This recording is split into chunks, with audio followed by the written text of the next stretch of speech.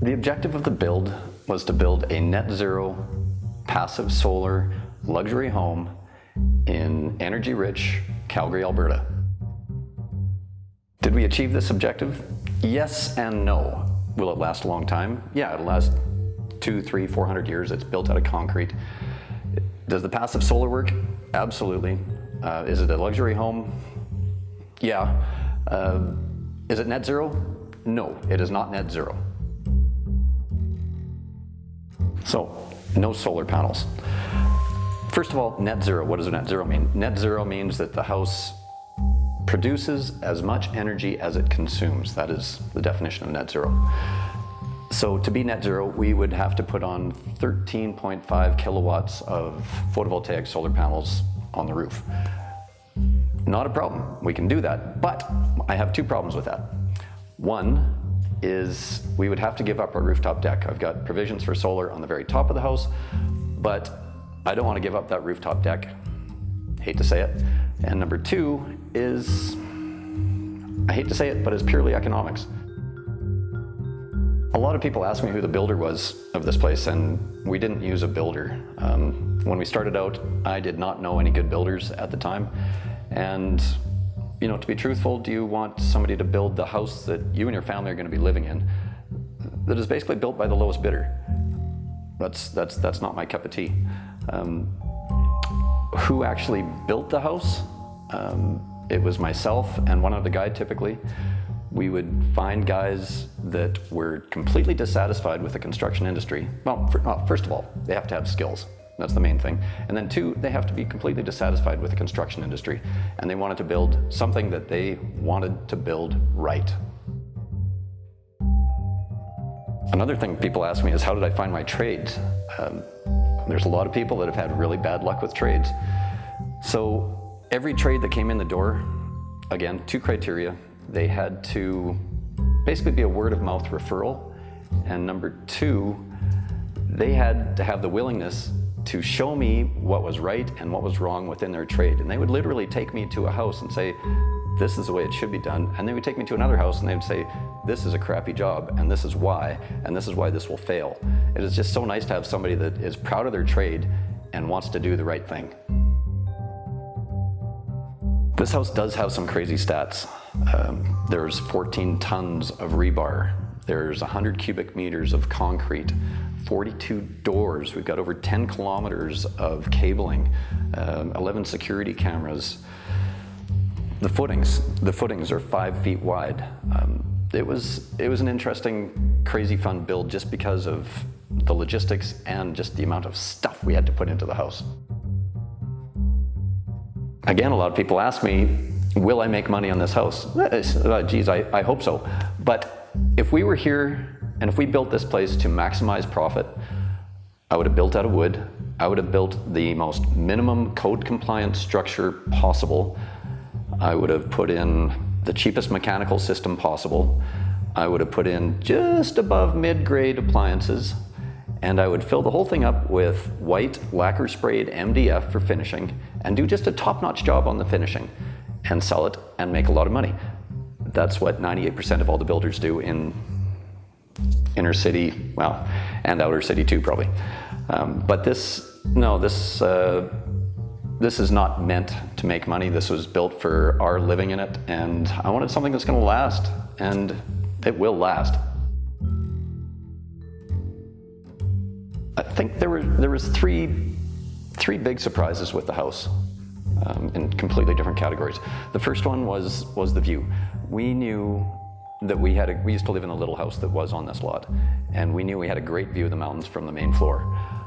But it wasn't until we built up to the third floor that we discovered it's like, wow, we've got over 180 degrees of horizon here. So we see the sun come up in the morning and we see it set at night, mostly in the winter. But it is absolutely amazing. The cool thing too is in the summer we can see yellow canola fields. Like, how many people can see canola fields from their inner city house? And then when you're looking at the mountains, we don't see the typical sea of gray that is typical of suburban developments. The Tsuut'ina Nation over there, those guys are fantastic because there's never going to be development there. You just look and you see green foothills, then you see mountains. You don't see the sea of gray. It's perfect. The second one is on a completely different note. Again, it is inner city. There is nuisance crimes. There's people poking around. And strangely, it was just how efficient lighting was for security. We just have simple motion detection lights on the side of the house, and the lights come on and you'll see somebody coming in, the lights will come on, and then they just take off and go to another house, or they find a car that's unlocked. Third one is outdoor living. Between the multiple decks and the access between the kitchen and the main deck and the crazy garden backyard, most of our meals are spent outside in the summer, definitely lunch and dinner.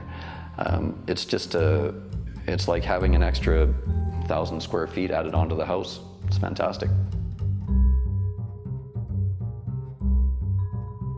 What would we change on the house?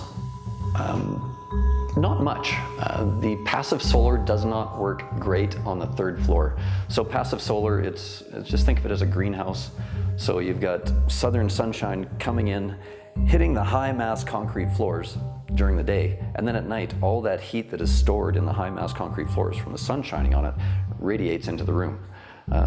The third floor just isn't as effective as the main floor and the second floors for that, simply because of floor color. We never saw that one coming. The floor, it's a lighter color, and it's sort of a two-tone thing, and we love it, so we're not going to give that up, even in the name of efficiency. So what was the secret of the success of this project? Define success. A lot of people have said, it's like, oh, is it LEED certified? Is it Passive House certified? And it's like, I really don't care. Success to me is looking at the utility bills in the dead of winter. In February of 2019, I'm sure everybody remembers that in Calgary, it was this blisteringly cold month. And that was the very first time our utility bills, that's water, sewer, gas, electricity, garbage, everything combined, that's the first time it creeped over $300 a month. We're heating over 5,000 square feet in this place. I love it. Even when we were building it, we had no heat, but it was a lockup stage, so it was insulated, and we had all the triple pane in, and the temperature in January never dropped below 10 degrees. It was just amazing that it worked out that well. But there is no secret to the success. Research, it's thinking about it, it's finding the right guys who actually give a shit about what they're doing, it's putting the right technologies together and thinking about it. And a house it's like a car. There's a lot of different things going on, and you want to make sure that everything works together. So the big thing is understanding how all these systems work and making sure they complement each other as opposed to fighting them. I've seen houses fairly close to this one that the furnace and the air conditioning is on at the exact same time. That is poor design as far as I'm concerned, and nobody seems to care. This place, it's been thought over a lot, and it's just executed well, and it's worked out well. I'm super proud of it. The stat I'm most proud of probably is the blower door test. What is a blower door test? We had an independent energy audit done of the house, and part of that audit is a blower door test. The technician comes in, he puts this huge fan on the inside of the entrance door, and the whole idea, it has a big fan in it, and it seals about the outside of the door, and it sucks all the air out of the house. Well, it tries to suck all the air out of the house. So if you have any leaks, air will just try and come into the house. So he can measure how many air exchanges per hour are happening with your house. So think of that. That is the entire volume of air in your house, how many times it's exchanged every hour. Now, to give you some perspective, there was a study done in 2007 in Ontario where the average house in Ontario had 7.5 air exchanges per hour. So think about that. So every hour on a windy day, the entire volume of your house in air is changing out 7.5 times an hour. So the air comes in, you heat it, and then it goes away. The air comes in, you heat it, and it goes away. 7.5 times an hour. So I was pretty I was pretty happy with our result, and we spent a lot of time on making sure this place was tight. So we came up with a 0.17 air exchanges per hour, and that was the tightest house the technician had ever seen. So yeah, we were pretty happy with that.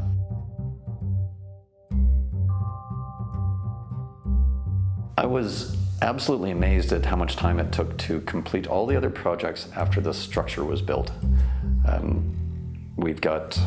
For example, we've got the 11 camera wired security system, figuring all that out, finding the best system and then actually putting it in with wires. I don't want to go wireless. Then there was the wired alarm system. There was building a fence that actually matches the construction style of the house or the feel of the house. So we ended up with like 8x8 cedar posts, $20 a linear foot. Figured that out. I got a lot of posts. What else was there? There's the living roof on the garage. That one was pretty good. That was only 4 hours, but it's time and money, and it just adds up. But it's just part of the process, and it's worth it. What do I like about the house? Man, where do I start? I like the fact there's no cold rooms, there's no drafty windows. When I shut the windows, like it's all triple pane. When you close a window and you seal it, it just drowns out. Well, you don't hear any city noises at all. I like the fact that we have, a heating system built by Wiesmann. Wiesmann is a German company, started in 1917. It's in the 4th generation of family ownership. In Germany, they still service all of their original products. So in 20 years' time, I'll be able to get parts for this thing. I like that it's gonna last 300-400 years. It's not a typical house. It's not a lipstick queen. What I really like is people saying, hey, did you get woken up by that big windstorm last night? And I'll say, what windstorm? I've never even heard this house move, shake, snap, crackle, pop, what have you. It's just an amazing experience to live in this house.